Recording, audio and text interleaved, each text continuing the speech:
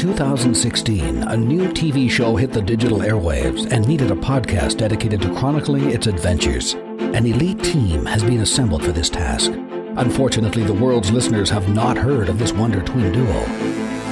And although they may not be known now, in the future they will be referred to as tomorrow's legends. This is John Constantine. I am an accomplished warlock, an expert of the occult, and a master of exorcism. Hello, Legendaires. Welcome back to the bonus episodes of Tomorrow's Legends. I am Harley Quinn. Hey, don't I usually kick off the show? You usually do. So today, everybody, we, as in the Flash and I, are going to bring you our reactions to the live-action Constantine series, and today we're going to cover the fourth episode called A Feast of Friends. Yeah, I just wanted to come in and join Harley for a quick little fun time because she's covering one of the characters on Legends, so I thought it would be fun to add my thoughts to it. And before we started, I just wanted to add a couple things about the show and the character of Constantine and what he's about, because I know everyone has heard me say that I'm not interested in his show, but I just recorded a Cybercast episode that's all about ghosts and the paranormal, so it got me in the mood for creepy and dark stuff. So I thought I'd catch up to you, Harley, and give it a second try, with more open eyes and more, I guess, welcoming mood and spirit towards this kind of stuff. So, Yay. And funny enough, what was just made me laugh was as I got through the second episode, I'm sitting there watching it and I totally remembered all of it. And I'm like, I must have watched this when it aired originally, but I never got back to it because I before the guy was going into the shower and the shower started getting all leaky with the oil stuff, I was like, he's going to light on fire. He's going to burn up in the shower. I remember this. And then you saw his creepy wife, and I'm like, she did it. It's all her fault. I knew everything before it happened, so I remembered it. Talk about deja vu magic there. It must be something's revolving in the air with all this occult stuff. But so here's the thing. Most of you guys think I don't like John Constantine. And I actually like him here on this show so much more than I do on Legends. This suits him. The darkness, the demonology, the magic. It's like what you were saying in your previous episodes, Jess, that the magic is so much different here. Mm-hmm. It's more what you expect from these type of shows that revolve around the occult and the witchcraft and have biblical backgrounds. Just with the blood and the sacrificing and the violence of it. It suits this show. And I find that I'm enjoying it quite a bit overall. Like, not just the violence, but I mean the show. Even though I do struggle with all the blood and the needles and the cutting. I mean, that gross stuff it's icky to me. But John is so much better here on this show. His acting, his performance, the environment that he's in, just it wraps around him and creates this amazing just storyline and what you're following his journey with him on and why he's here in the show. I'm enjoying it so much more. And it's kind of brought me to a decision that he doesn't belong on Legends. He just doesn't fit. And this is what more me, this is what I've been feeling as we're watching Legends, why I haven't been enjoying him there. Because I think Legends is too light and too goofy. And we're watching him strain to conform to that template. After seeing what he can do here on Constantine, to me, it really ruins what his character is about by having him on Legends, I think. And I think Legends is kind of suffering because of it. Not because of him, but they're trying to wrap a show that's all about time travel and space and technology. They're trying to wrap that around a guy that's based in darkness and demonology and that kind of thing. And I think that could be why Legends is having its worst ratings yet. I mean, the show is falling fast. We thought it kicked off very strongly, but you go look at the news right now, it's falling fast, and it's a little bit scary because it's in danger of being canceled after Crisis. I read a couple articles. They're talking about Arrow and Legends being shut down now after the Crisis. So who knows? But I think Legends has to get back to their time travel and fixing the timeline roots of their storylines. I think that's what Legends should have at its heart, not this magical stuff and creatures. It's just not working for the show. But I may have a different feel towards John now when the show does come back. I want to see how it plays out with my new admiration of who he is and what his background is and where he comes from. So I might be able to view it differently with now that I have a better feeling for him. So we'll see. Yeah, no, and I'm also interested to see what they're going to continue to do with his character on Legends and like how they're going to continue to try to make this work, because it is very, very different if you look at his character on Legends versus what we're getting to see on Constantine. Like it's almost like night and day. Like it's two different characters, but it's not. Like it's definitely supposed to be the same character, you know. So yeah. I don't know. It's interesting. We'll see what they do. They definitely can't go quite this dark. But I did see on Twitter that there's a campaign for Constantine to get a season 2 over on the DC Universe platform. So I don't know. That could be interesting. So maybe, you know, Matt Ryan will get a home over there and he can be Constantine in all of his glory again. Yeah, see, that would be good for him. So what I'm curious, though, with everything that I just said, what does that make you feel towards my view of Constantine? No, I mean, I think you're pretty spot on, and I think a lot of people kind of feel that way. I agree. I think he fits better on his own show. Obviously, I mean, it's his show. You know, he fits better when they can just be dark and gritty, and they don't have to worry about kind of trying to put him into a different box and make him kind of like fit in with not only like a completely different cast of people, but just like a completely different feel for a show. Yeah. So yeah, no, I mean, like I totally agree with that. Like you can see nods, and I like that we have been getting to explore different aspects of his backstory over on Legends that, you know, I doubt we get in this first run of, you know, his series, but yeah. I don't know. So we'll see. It's I don't think it's bad, but I agree. It is almost like two different characters, the way they're treating him on Legends versus this.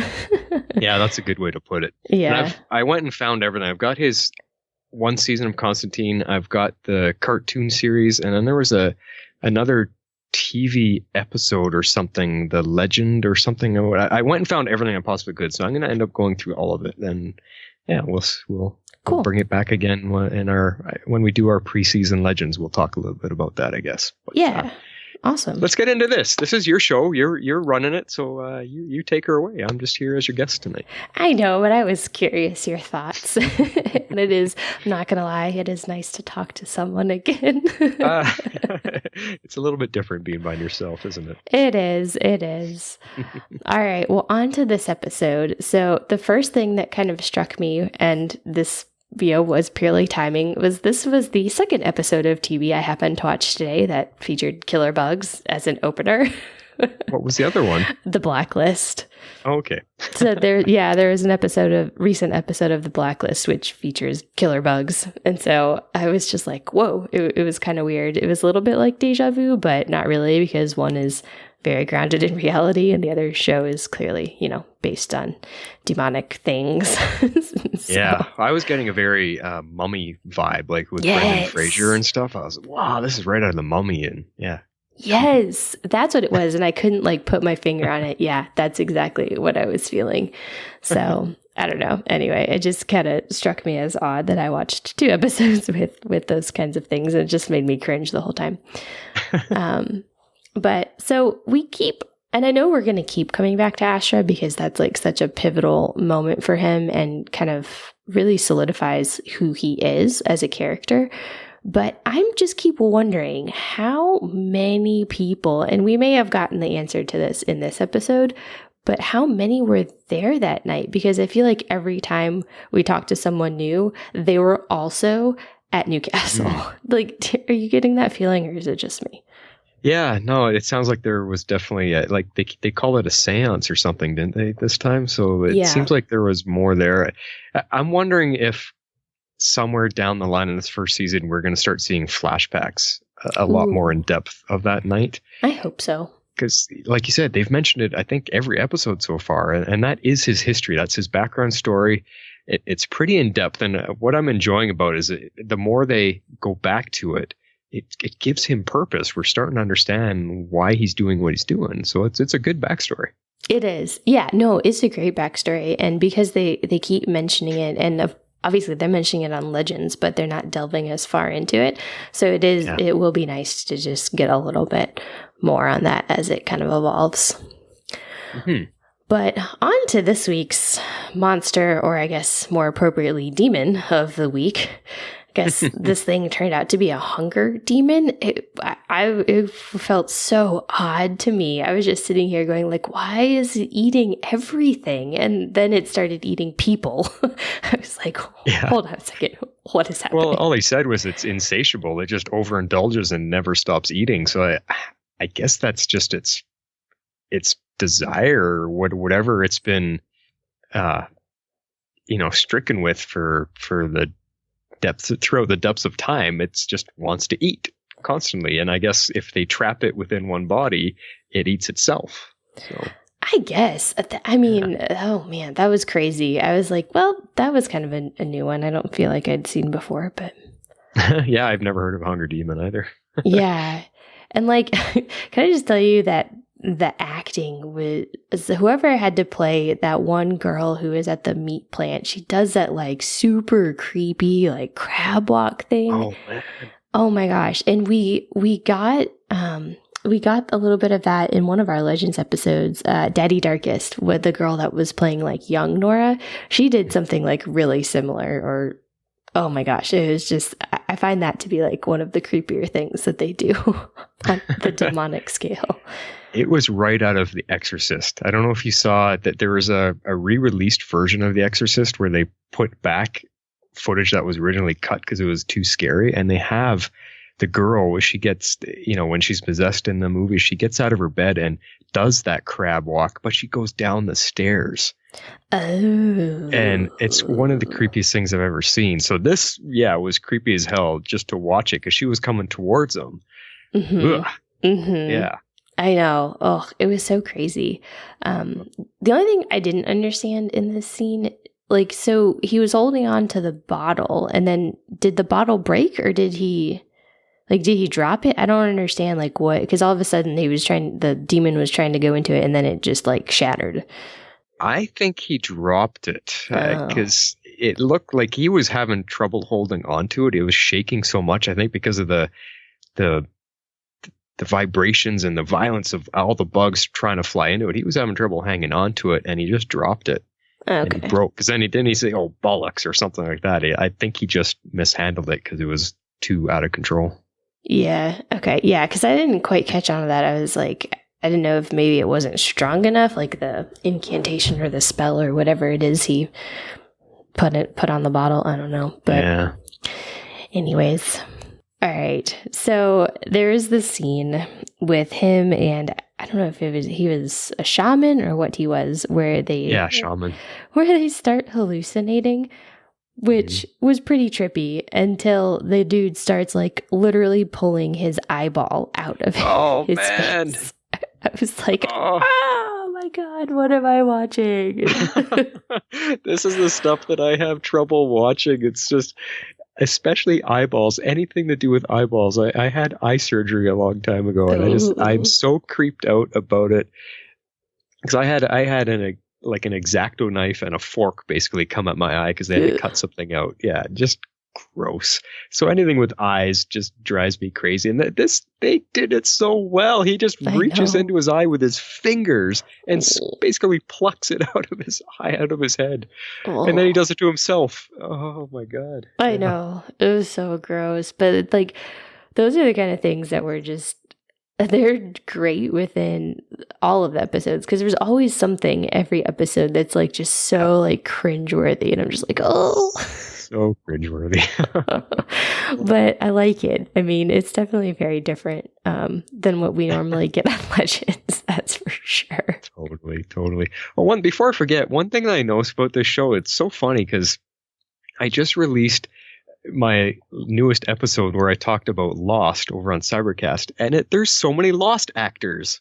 in here. Yeah. I mean, the guy playing the angel was Michael on Lost. Yeah, between Lost and Justified.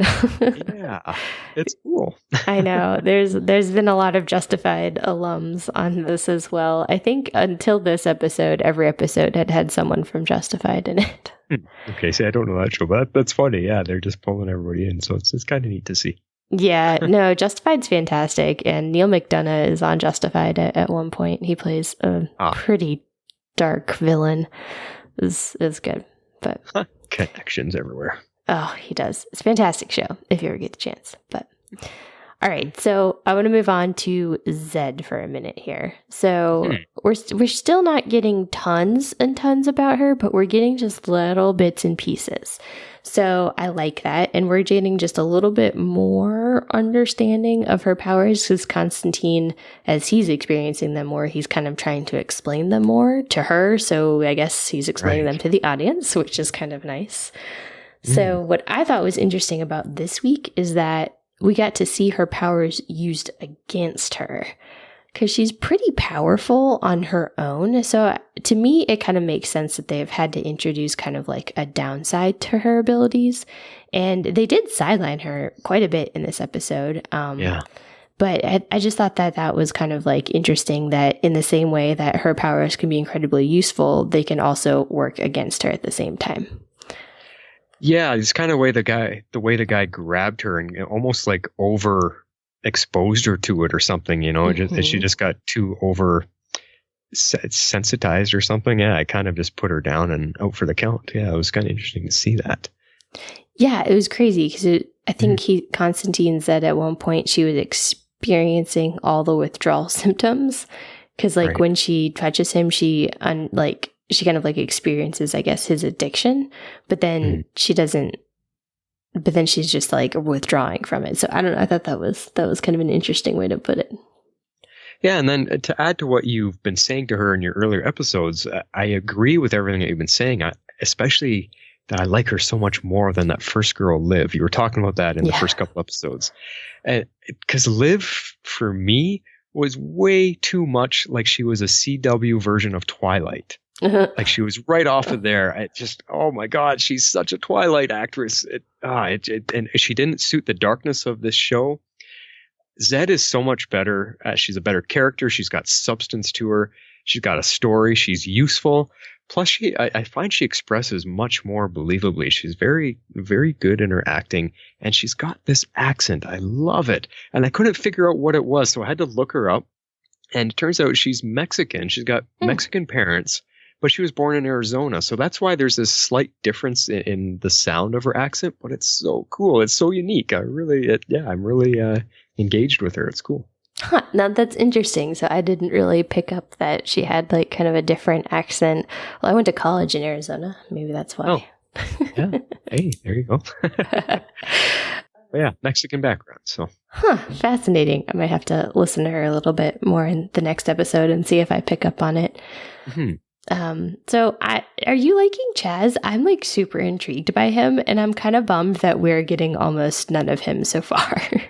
Well, that's his buddy that has been there to help him out. Like he just keeps showing up and kind of pulls Constantine out of situations. Yeah, like he drives the cab, and like he was the one that got like stabbed with the wire, but then he just like walks into the house, you know, like nothing happened. Yeah. I would like to know more about him. I hope they fill that in as to why he can survive something like that and why he's okay. Like I'm assuming it's because of what the things that he's done with Constantine for sure. But he seems like he's a cool friend and a cool partner to have. He's definitely someone you want on your side with those abilities. Exactly. Yeah. So, I mean, I heard that we do get a little bit more, I think, on his backstory in one of the episodes in the season, but I was kind of bummed that we're just not getting much of him in each episode. But I mean, I get this episode kind of like why they had to do it because, you know, they had to close the loop with Constantine's friend and he needed someone disposable kind of basically to work with him. So it was interesting. Yeah. I mean, the Chaz character is very loyal, and that's what I like about him. You know, I always talk about loyalty, and he seems very loyal to John, so I like that about him. Mm-hmm. Yeah, but you have to think John also travels a lot. Like they seem to have their base of operations, but then they spread out all around Atlanta and seemingly to the states, that are bordered with you guys there. So I don't know, maybe Chaz just wasn't able to drive his cab to wherever he was this time. Who knows? Yeah. Well, I think we're supposed to believe that that it's all taking place in Atlanta proper. Although I know, is it all? Okay. Yeah, but the filming is pretty spread out throughout Georgia. But like, for example, and I think this was what Tony and Joe were saying on one of their podcasts, like that Mill House, it's up in like North Georgia on a college campus, actually, right, is where they filmed. But like all the stuff in this episode, like that theater that they went to, that's the Fox Theater in Atlanta, and I go there all the time. And so like that was so crazy. And the museum, that's the Fern Bank in Atlanta. You can't miss it. Everybody knows what it is. It's got that giant dinosaur in the middle, which you saw when the dude was dancing in the middle of the atrium in front of the dinosaur. So, well, I'm guessing you might not be frequenting these places as often now after seeing this. Well, I'm a season ticket holder at the Fox, so like it or not, I will be going back and just trying keep not your mouth to. Closed. I know. Well, luckily when I'm there's like a ton of people there. So, but it was very, very cool to see them just like up on the stage and like it just. Yeah, I bet. It's just crazy to me to just be like, hey, that's someplace that I go all the time on my TV screen. Yeah, it's a neat feeling. I know. So sorry, I got really excited. That was a little bit of a tangent. So now I'm gonna try and figure out where we are. Well, why don't we let's talk about Manny and Constantine at the end, because I have a couple notes kind of spread out about him. But let's talk for a minute about him sacrificing his friend, because when he tracks him down in the bar, I thought it was very, very odd that he was apologizing to him and like being nice and kind of like trying to like build this guy up. I was like, where is he going with this? I was like, maybe this isn't Constantine. And then I was like, no, it's him.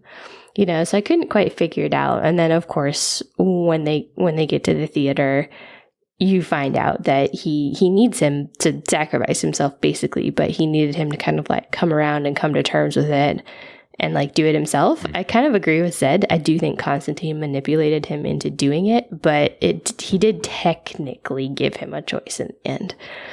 I don't know. What did you feel about all of that? Did you feel like he was manipulating him or? No, well, maybe in a way that, because he knew that they needed a live human to make the sacrifice and trap the demon into eating itself. And so I think knowing that, he kind of maybe manipulated a little bit, but he also was helping his friend because his friend just was so depressed and so just down and out about the decisions he's made. And he always wanted to atone for it and make up for all his mistakes. So it was like he was already making or trying to make something of his life finally. And I think he agreed to it. I mean, Constantine, I guess the way you look at it is he tricked him into getting him in there. But then once he realized what he was doing, he said, that's okay. I am good with this. This is what I need to do for myself. And this is the only way I'm going to atone for everything. I just liked it. It was powerful. It was depressing. It was very emotional. And this is what I'm talking about. Constantine here, he just fits the way he can express on this show.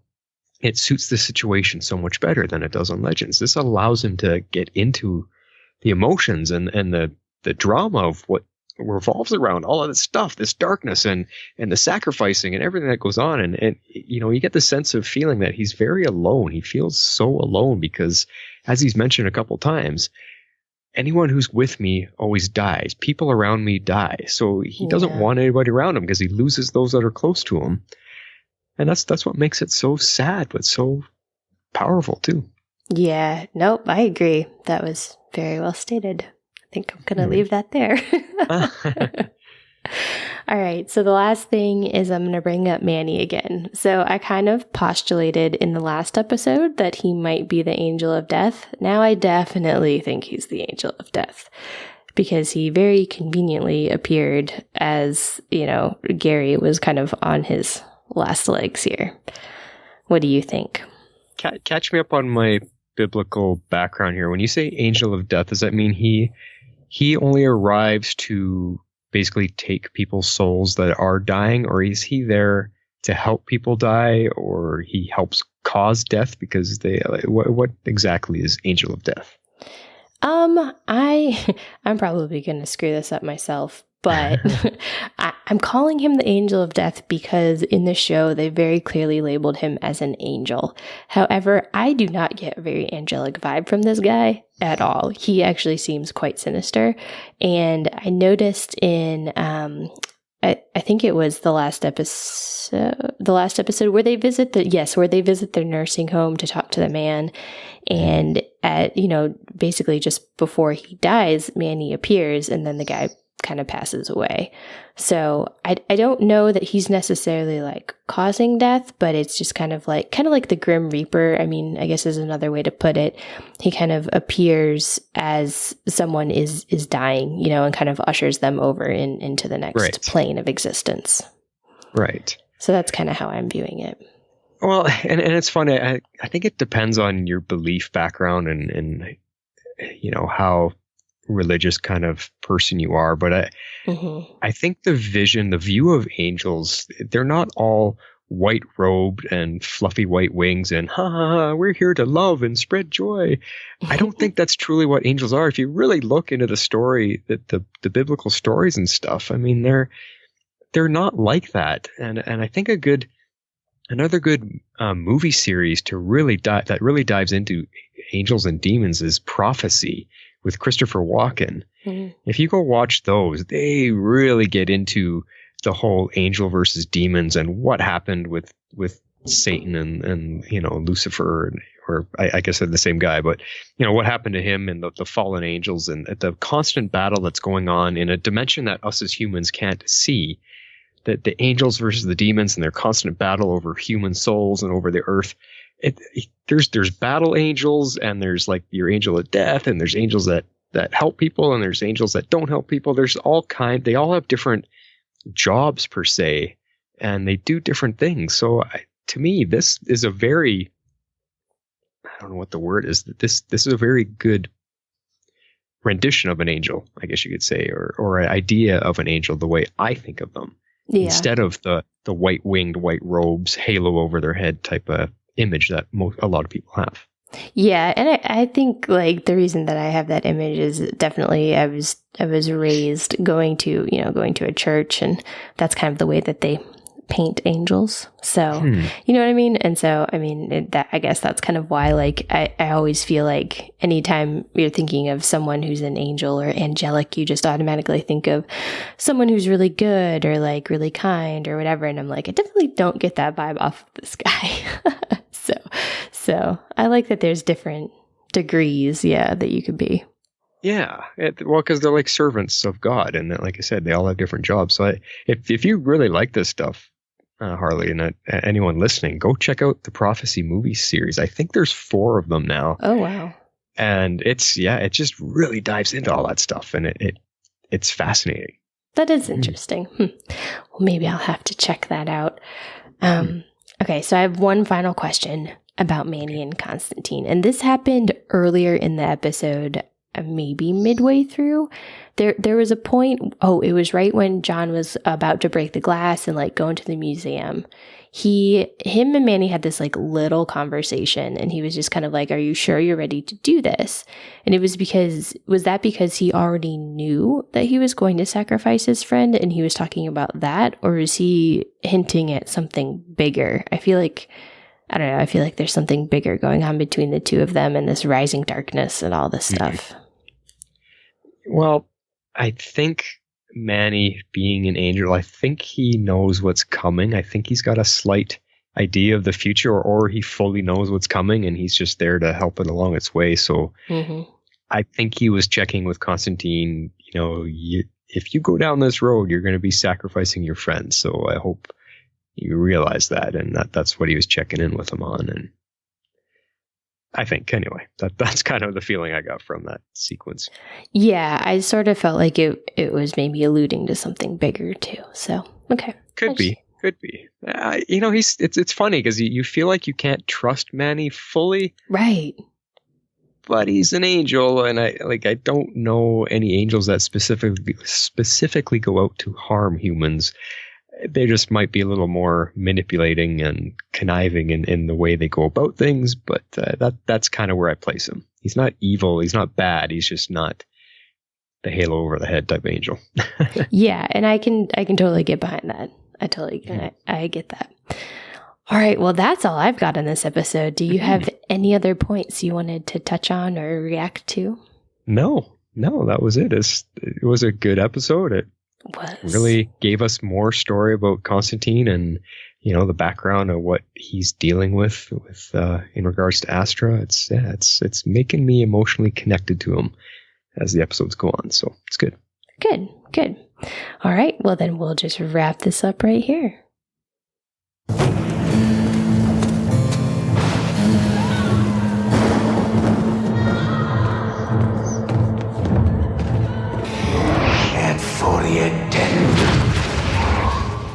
You never saw me, and everything is perfectly normal. All right, Flash. Well, thank you for joining me. It was fun to talk to someone instead of just talking at myself. Well, thanks for letting me come in and be with you on your little bonus episodes here. It's just fun to get to chat with you again about something we're watching. It's way too long of a hiatus for us, so this is fun. It's nice. I know. And maybe we can do either another one of these or just another episode in general. I know I've got a pretty aggressive schedule to get through all the episodes before April 1st, so. Yeah, sure. I might pop in with you after a couple more episodes. I think there's 13 in the season, so this was episode 4. Yeah. Maybe another 4 episodes or something. I'll come join you again. We'll see. All right, cool.